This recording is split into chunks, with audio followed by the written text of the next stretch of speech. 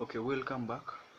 We're still continuing with our tested succession, and we're looking at the capacity to make a will. And we said capacity is comprised into three, that is the sound disposing mind, which we previously looked at as per the Banks versus Goodfellow, the cases of Ribini, the rule in Parker versus Felgate, the case of Barry versus Batlin that we looked at in our previous video recording. And now we're going to look at the second element of it, and that is knowledge and approval. The last shall be looked at in another voice note video recording that tackles or looks at uh, free will, and this we're going to look at the knowledge and approval. So it is said that whenever a person makes a will, he is presumed to know what he has written, all the contents, and approved by appending a signature.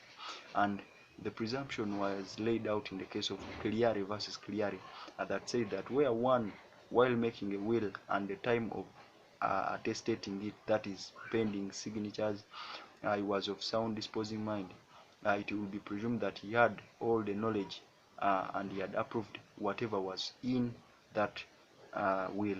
However, there are circumstances where one would be said not to have had knowledge or approved what he or she said, and those circumstances are three in number.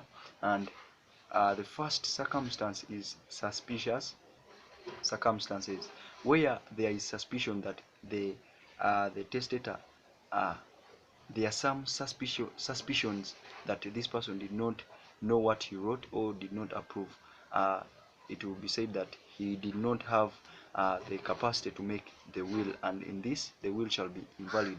And this was considered in the case of Fulcon versus Andrews, where it was said that where, for example, the beneficiary is the one making the will on behalf of the testator and is benefiting something or is going to get a gift from that, a court shall say that the testator did not know what he or she was making, and or he did not approve what was included in the will. And in that it provides for two conditions: either to make the whole will invalid, or the gift given to this person invalid and the will continues to be valid. So that is the first circumstance.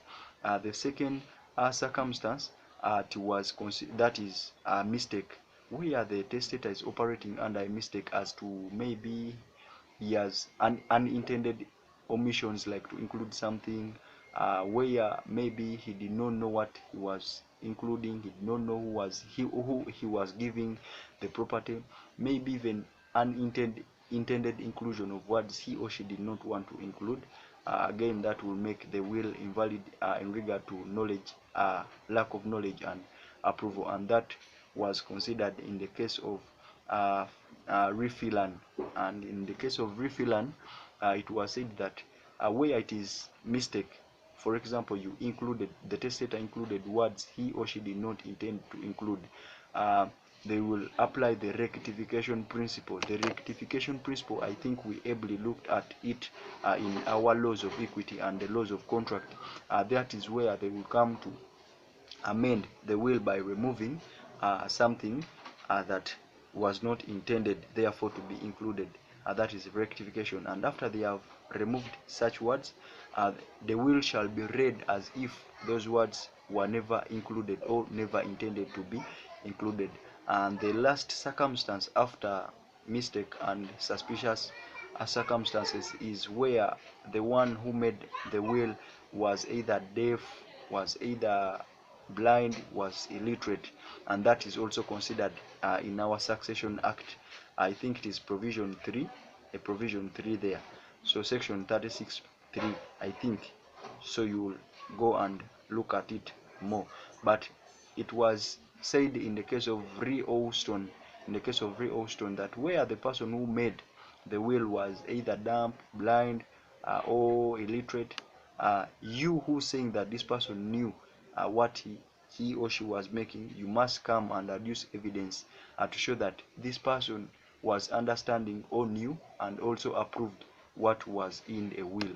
So that is basically the second limb of testamentary intention, after we looked at soundness of mind, we have looked at knowledge and approval, and let's wait for the next video recording that shall look at free will. Thank you.